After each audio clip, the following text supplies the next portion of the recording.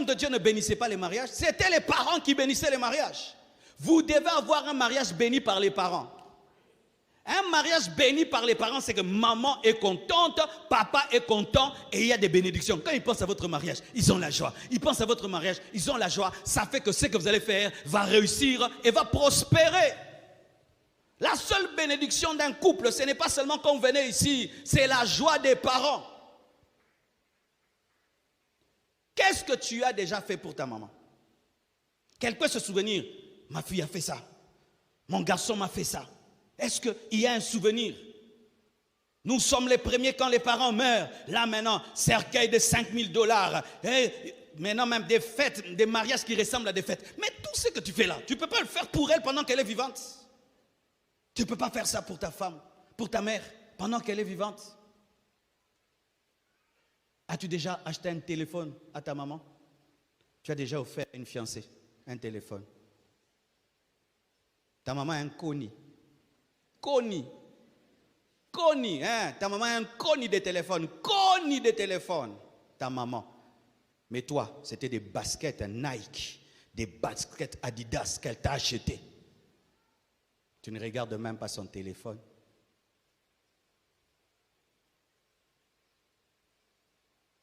Quel témoignage tu as dans le cœur de ta mère, au fond là, c'est quel témoignage? Qu'est-ce qu'elle peut brandir comme on a brandi les choses que Tabitha, Dorcas faisait pour les veuves? Si ta mère peut brandir, qu'est-ce que tu fais pour elle? Rien du tout. D'ailleurs, tu lui amènes des problèmes. Des problèmes. Des problèmes. Ta mère a grandi, mais jusqu'aujourd'hui, tu lui amènes des problèmes. Un jour, un père prend son père et roule avec son fils, et ils vont dans un home de vieillards, et le père dépose son père là-bas. Et au retour, le garçon au départ parlait beaucoup, mais au retour, il ne parlait plus. Il restait calme, il restait calme. Et puis son père lui a dit, mais qu'est-ce que tu as? Tu réfléchis à quoi? Tu penses à quoi? Depuis qu'on est rentré, tu ne parles plus. Écoutez la réponse de l'enfant, il dit, je suis en train de réfléchir sur ce que je vais te faire quand tu vas vieillir. Je réfléchis. Parce que j'ai vu comment tu as laissé ton père. Moi aussi, je vois comment je t'abandonnerai. Mais oui, chers Européens, vous qui prenez vos parents, vous les déposez dans des maisons entre vieillards et vous passez après une année pour les visiter et vous vous consolez. Hey, papa, il est homme de vieillard, maman, homme de vieillard. Vos enfants vous le feront aussi. N'attends pas, hein, cher Français, que tu vieilliras parmi tes enfants alors que tu as pris ton père, ta mère, tu l'as déposé dans un home de vieillard. Ce que tu sèmes, c'est ce que tu récolteras. Ton enfant t'aimera dans la vieillesse en fonction de la manière dont tu aimes tes parents dans leur vieillesse. Parce qu'ils apprennent de nous. Quand mon fils me voit traiter mon père qui a vieilli, ma mère qui a vieilli, lui aussi il apprend comment il me traitera. Parce que nous vieillirons comme nos parents. Nous n'aurons pas la même force, il y aura un temps, ce sont eux qui auront la force. D'où viendra l'inspiration? Le modèle, ils le prendront de qui? Ceux qui n'ont pas vu, ils ne le feront pas. Tu veux que ton enfant t'offre une voiture? Est-ce que tu as déjà offert une voiture à tes parents? Tu veux que tes enfants t'offrent une maison? Est-ce que tu as déjà offert une maison à tes parents? Tu veux que dans ta vieillesse, tes enfants se cassent en deux pour toi? Est-ce que toi, tu l'as fait pour tes parents? Un jour, je l'ai dit à un père, j'ai dit, je ne t'ai jamais vu honorer ton père. Je ne t'ai jamais vu le faire, mais je vois que tu réclames à tes enfants l'honneur. Je l'avais dit à un père, je ne parle pas de mon père, à quelqu'un quelque part à qui j'avais dit ça.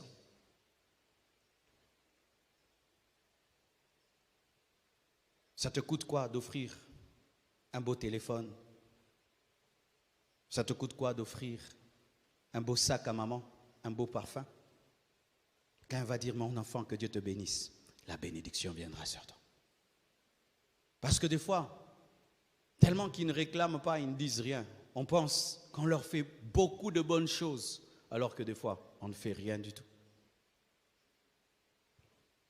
Être abandonné. être oublié. Lorsque tu as un mari, ma sœur, qui oublie sa mère, tu dois lui rappeler ta mère.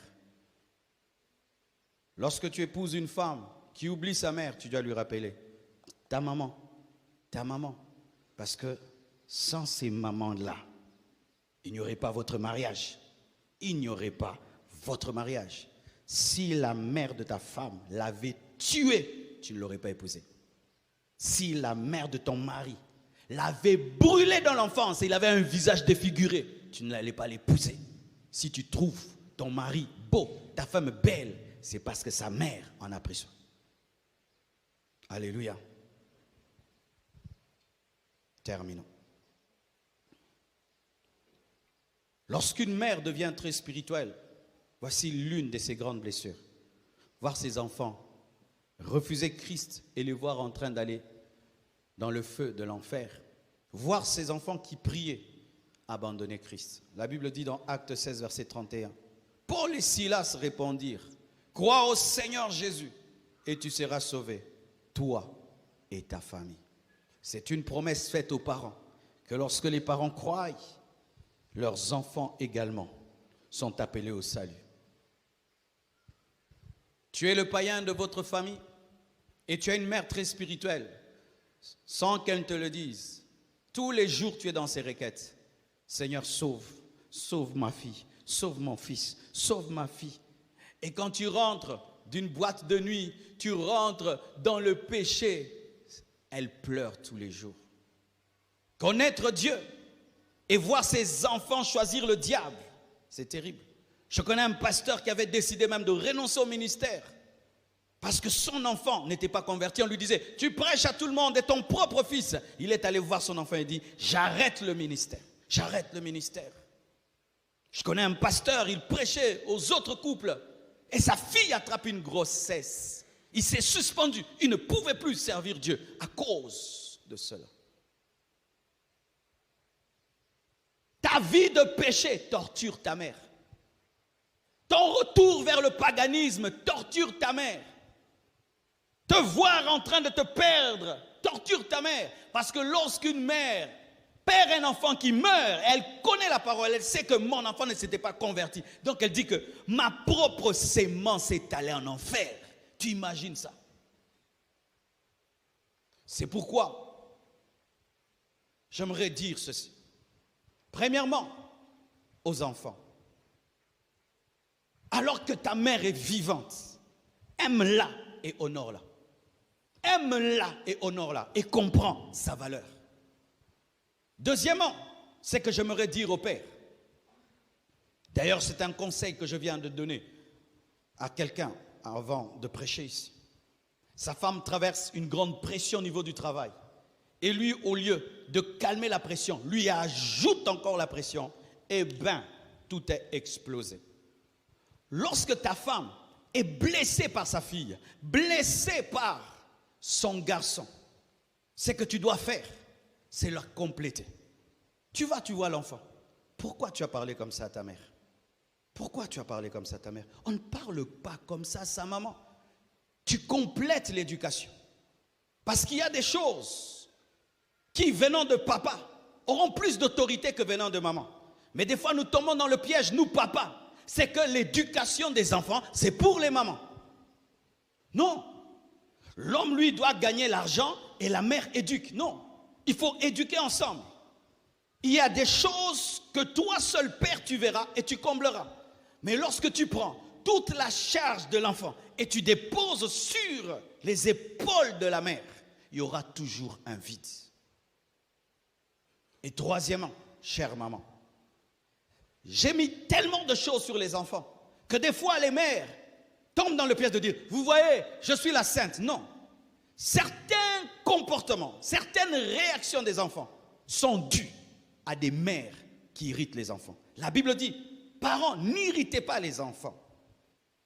Lorsque, maman, pour rien, tu insultes, tu apprends aux enfants à insulter. Dans ma maison, on ne s'insulte pas. Pourquoi? Parce qu'il n'y a pas d'insulte. Mais si tu entends un enfant dire « imbécile, imbécile, imbécile », tu sais qu'un imbécile se promène dans la maison. Qui apprennent aux enfants à insulter? Ce sont les parents. Quand vous vous insultez entre vous, quand toi et ta femme vous vous chamaillez, imbécile, imbécile, imbécile, l'enfant capte, oh, on dit imbécile aux gens, et puis il va dire imbécile. Si pour un peu gifle, tu es en train de rendre l'enfant brutal, lui aussi il va gifler quelqu'un, un jour il va te gifler. Oui, les parents qui battent les enfants apprennent aux enfants à se battre. Un parent qui ne parle pas avec respect avec un enfant, qui parle toujours avec agressivité, va engendrer l'agressivité. Yo yakawa. Moi, Nebi Kebalubakarana, numéro 10. Mais si tu dis, oracle, oui papa, viens, on va parler. Il sait qu'on parle lentement. Oracle!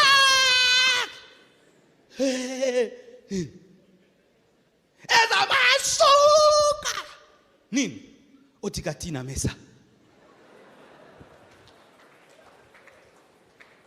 Donc, un volume exagéré pour si peu de choses. Un enfant, il a 60%. Tu es bête! Tu es bête! Qu'est-ce que tu es en train de mettre en lui? Il ne fera jamais de compliments à quelqu'un. Vous savez pourquoi Hitler est devenu Hitler? À cause d'une mauvaise éducation. Des fois, les parents, vous récoltez la mauvaise éducation que vous donnez à vos enfants. Hitler, dans sa famille, voici l'éducation. Tu réussis, tu es aimé. Tu échoues, tu n'es pas aimé. Tu es intelligent, tu es aimé. Tu n'es pas intelligent, tu n'es pas aimé. Et dans beaucoup de familles, c'est comme ça. On aime celui qui réussit. On aime celui qui est beau. On aime celui qui a des grands moyens. Ceux qui n'en ont pas ne sont pas aimés. C'est quelque chose que tu communiques, que tu récolteras. Et alors Hitler est allé, il pensait qu'il était un grand peintre. Et il a fait un examen d'art. Et il a peint un tableau. Pour lui, c'était extraordinaire. Et il a échoué. Hitler n'a pas eu le courage d'aller dire à ses parents qu'il avait échoué. Parce que dans sa famille, on n'accepte pas ceux qui échouent. Et toute cette frustration, cette colère, il a mis sur les Juifs. C'est à cause d'eux. C'est à cause d'eux. Et c'est comme ça qu'il a décidé de les tuer. Et il a déclenché la Deuxième Guerre mondiale. Pourquoi? Une mauvaise éducation. S'il était éduqué par des parents qui peuvent accepter un enfant qui échoue et qui disent non, tu peux faire mieux, tu peux faire mieux, il ne serait pas tombé dans cette blessure. Fais très attention, chère maman, car des fois, ce que tu récoltes, c'est ce que toi-même tu as sémé. Et j'aimerais dire ceci aux mamans. Il peut se faire que, à cause de la faute de ton enfant, une malédiction est sortie de ta bouche. Alors que tu es vivant, vivante, rattrape ça, détruis ça, rattrape ça. Parce que vous devez savoir ceci. Lorsqu'un sorcier rôde autour d'un enfant et que sa mère l'a maudit, il va prendre ses paroles, va les accélérer et va les accomplir. Retire ces malédictions. Demande même pardon à ton enfant de l'avoir maudit. Car un parent normal, quelle que soit la faute de l'enfant, ne maudit pas. Arrêtez ces choses. Si je ne suis pas ta mère, si je ne t'ai pas élevé, si tu n'as pas bu mon sein, si tu n'es pas sorti de mon ventre, arrêtez ces choses qui maudissent les enfants. Et tu vas maudire, mais qui souffrira? C'est toi qui as maudit. Car si tu maudis ton futur, tu t'es maudit toi-même. Quand tu maudis tes enfants, tu maudis ton futur. Et dans ta vieillesse, les personnes maudites ne peuvent t'aider. Retirez cela. Mais si aussi tu as subi une malédiction avec cause, tu sais que là, vraiment, maman m'a maudit avec cause, va demander pardon pour que cela soit enlevé. Alléluia. Je termine en disant ceci. Vous voyez tout ce que je viens de dire. Certains entendent et sont peut-être ennuyés. Mais il y a des gens qui comprennent, qui sont établis leaders dans leur famille. Quiconque a compris ce que j'ai dit, le Seigneur t'établit pour amener le changement dans ta famille. Quiconque a saisi la portée de ce que je dis, que tu sois un père, que tu sois une mère, que tu sois un enfant, la charge de ta famille t'a été donné. Car tu peux être Gédéon, un petit des petits, mais c'est toi qui dois renverser l'autel de Baal. C'est pourquoi, lorsque tout le monde sera dans la méchanceté, sois dans l'amour. Lorsque tout le monde va refuser de prier, toi tu pries. Lorsque tout le monde va être dans la haine, toi tu es dans le pardon. Dieu t'établit le leader de la restauration de ta famille et le changement viendra par toi. C'est pourquoi prie et prie et prie. Enseigne, enseigne, enseigne.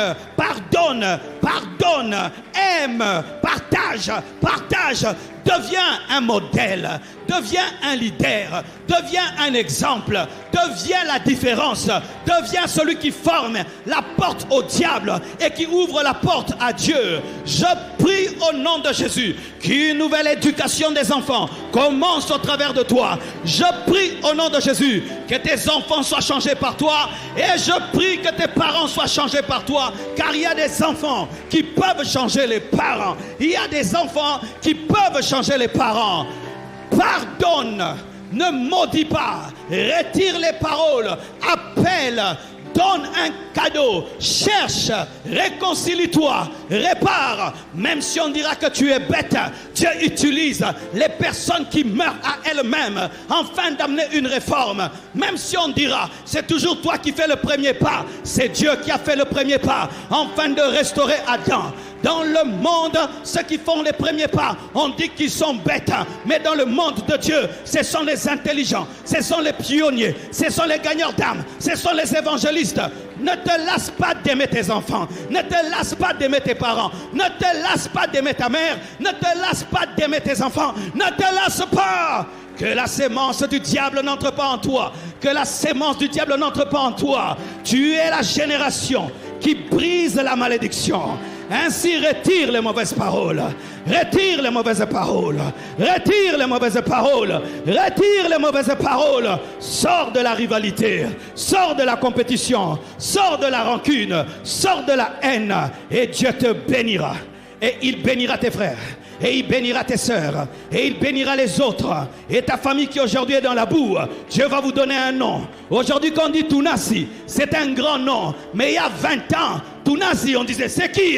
Mais aujourd'hui quand on dit Tounassi, c'est un grand nom. C'est une promesse que Dieu a faite. Un jeune garçon qui priait dans le secret, qui a jeûné, qui a veillé. Et aujourd'hui quand on dit Tounassi, c'est un grand nom. Je prie que le nom de ta famille devienne grand au travers de toi. Je prie que le nom de ta famille devienne grand au travers de toi. Je prie que le nom de ta famille devienne grand au travers de toi. Que tes enfants soient respectés parce qu'ils portent ton nom. Tes enfants soient respectés parce qu'ils portent ton nom. Et ce que ton père n'a pas fait, que toi tu puisses le faire. Ce que ton père n'a pas accompli, que toi tu puisses le faire. Pardonne, oublie, pardonne, oublie, pardonne, oublie. Alléluia. Tiens-toi devant Dieu la nuit, prie. Tiens-toi devant Dieu le matin, prie. Cite le nom de tes frères, cite le nom de tes sœurs, cite le nom de tes enfants, cite le nom de tes parents. Brise. Et si Dieu te révèle les liens, coupe les liens. Si Dieu te révèle les portes, ferme les portes. Si Dieu te révèle les démons, chasse les démons. Car il est écrit, je vous ai donné le pouvoir de marcher sur les scorpions, sur les serpents et sur toute la puissance de l'ennemi. Et rien ne pourra vous nuire. Le sang de Jésus-Christ est élevé au-dessus de votre sang. Et quand tu reçois Jésus dans ta vie, c'est le sang de Dieu qui s'invite dans votre famille. Permets au sang de Jésus d'opérer. Donne-moi l'amen. Donne-moi l'amen. Sanctifie-toi et arrête le processus de la mort. Sanctifie-toi et arrête le processus de la déchéance. Sois différent, sois différent, sois différent, sois différent, sois différent, sois différent, sois différent, sois différent.